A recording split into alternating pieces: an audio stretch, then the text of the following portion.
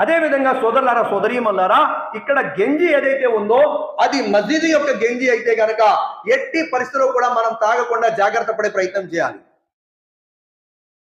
మస్జిద్ గంజి అయితే మీకు డౌట్ వస్తుంది, మస్జిద్ గంజి తాగకపోవడం ఏంటండి అని చెప్పి. మస్జిద్ గంజి ఏంటంటే, ముతవల్లి గారు ఉన్నారండి, మా మసీద్ యొక్క ప్రెసిడెంట్ ఉంటారు. దీనికి ఒక ₹1,00,000 ఆస్తి ఉంది అనుకోండి, 1,00,000 ఉదాహరణకి. దాంట్లో 10,000 లెక్క చెప్పలా, తినేసారు. ఏమంటాం మనం? కాదాలే చోర్ ఆద్మీ హూ నా ముతవల్లి, హమే ₹1,00,000 छोड़ को दिए उनको, 90,000 ఇచ్చే 10,000 కాదాలే కదా కదా.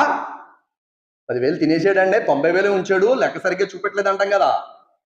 మరి మసీద్ యొక్క ఆమ్దాని ఏదైతే ఉంటుందో, మసీద్ యొక్క ఏవైతే డబ్బులు వస్తాయో, ఏదైతే కిరాయిలు గట్ట వస్తాయో, వాటితోటి గంజి కాసి మనం అందరం తాగేస్తే మనం ఏమనుకోవాలండి?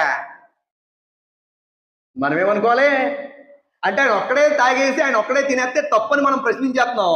మన అందరం కలిపి తినేయచ్చు, మన అందరం కలిపి తాగేయచ్చు అంట. ఆలోచించాలి కదా.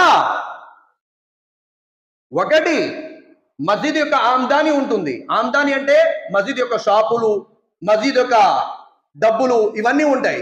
వాటిని మనం మస్జిద్ యొక్క అభివృద్ధి కొరకు మాత్రమే వినియోగించగలం. మస్జిద్ యొక్క అభివృద్ధి కోసం మాత్రమే.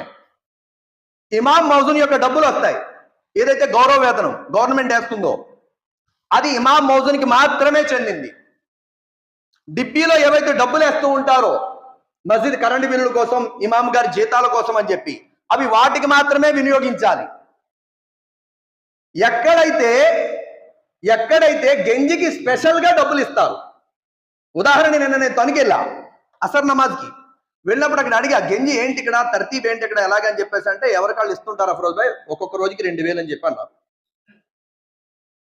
వాళ్ళు ఇచ్చింది కనుక ఇక్కడ కూడా మనం చూసుకోవాలి. నేను మొన్న ఒక మాట చెప్పాను, నేను కొద్దిమంది రియల్ ఎస్టేట్ కూడా చేస్తారు, వెనక నుంచి వడ్డీ వ్యాపారం కూడా చేస్తారు. ఆదా అటు అలా వచ్చేస్తుంటది, ఇటు ఇలా వచ్చేస్తుంటది. అల్లా క్షమించుగాక. కొద్దిమంది బళ్ళు వ్యాపారం కూడా చేస్తూ ఉంటారు, కొద్దిమంది అందులో ఫైనాన్స్ కూడా చేస్తూ ఉంటారు. తెలుసు ఈ రోజున ఏంటంటే మామూలు ముఫ్తీల కంటే డబల్ ముఫ్తీలు ఎక్కువైపోయారండి. ఎవరి మాట వెంట్లా, అల్లా క్షమించుగాక. కొందరు అబ్బే ఏమైతే అడగాల్సిన అవసరం ఉండదో అవి అడుగుతారు. ముఫ్తీ సాబ్ మిస్వాక్ చేస్తే ఉపవాసం ఇరిగిపోద్దా? అబ్బా, గొప్ప ప్రశ్న వేశారండి మీరు, చాలా గొప్ప ప్రశ్న వేశారు మీరు. ఇఫ్తార్కి వెళ్ళి దబా దబా ఎక్కడి నుంచి వచ్చిందో, ఎవరు తెచ్చారో లేకుండా తినేస్తున్నాం కదా. ఆ గంజి ఎవరు కాయించారో తెలియకుండా తాగేస్తున్నాం కదా. అక్కడ అడగొద్దా?